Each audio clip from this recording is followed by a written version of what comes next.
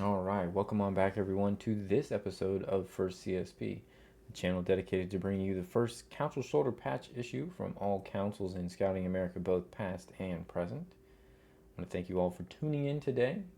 We've got a real treat with Viking 289. This council was originally a name change in 1951 from Minneapolis area, and then existed all the way until 2005 when it merged with Indian Head Council to form Northern Star 250. So there are two variations for the first issue, T1A and B, that we can take a look at today. Head over to the patch table. We see here the T1A defined by its yellow border, light blue-gray background, and black lettering. That's it as far as the collecting description goes. And the defining characteristic here is going to be the background itself. It is what differentiates it from the T1B. There were really only two twill patches produced at all by the Viking Council during its time. So we know that the first issue is going to be a twill, so it's easier to identify. It's not a solidly embroidered patch, but then it is determining it by color. Here we see the traditional kind of older style cloth gauze backing on the T1A. And then the T1B is going to look very similar, except our background is going to be light blue instead of the light blue gray. Look here at the T1B. And again, it can be a little challenging. There's not even a major distinction, at least in my point of view, from looking at it in the how raised the twill grain is on these patches. It really is just coloration. But the T1B here has the same yellow border and black lettering. The difference is going to be the light blue background as opposed to the light blue gray on the T1A.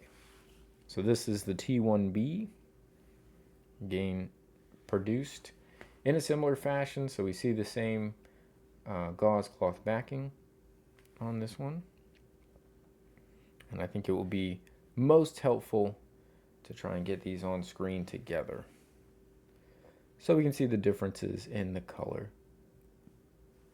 It does appear that the border, although they are both just listed as yellow border, looks almost a little more golden.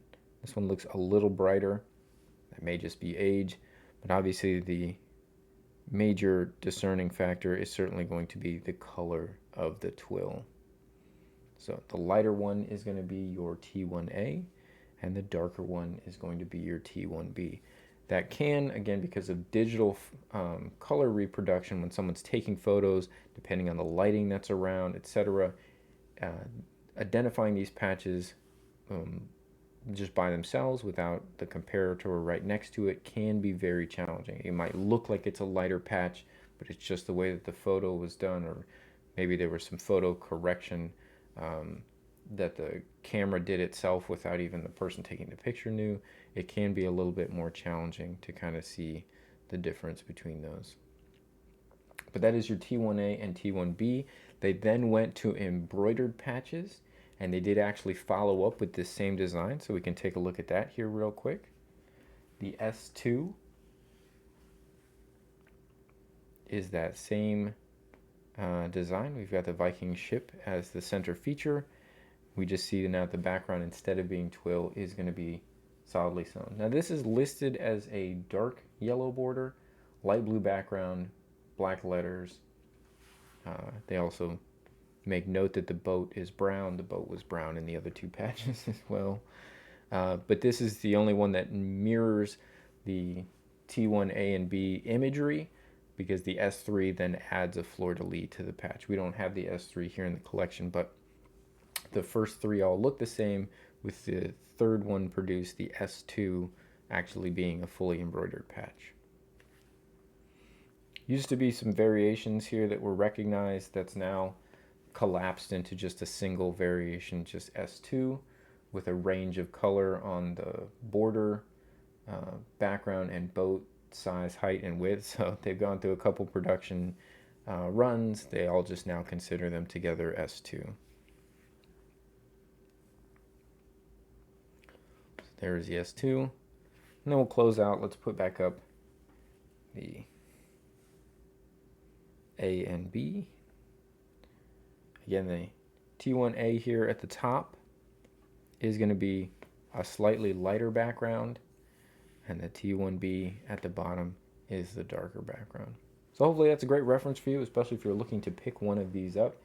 Be able to use that to try and make sure that you're getting exactly what you want. Hopefully you enjoyed this video. By all means, give it a thumbs up if you like it. Feel free to share it with everyone.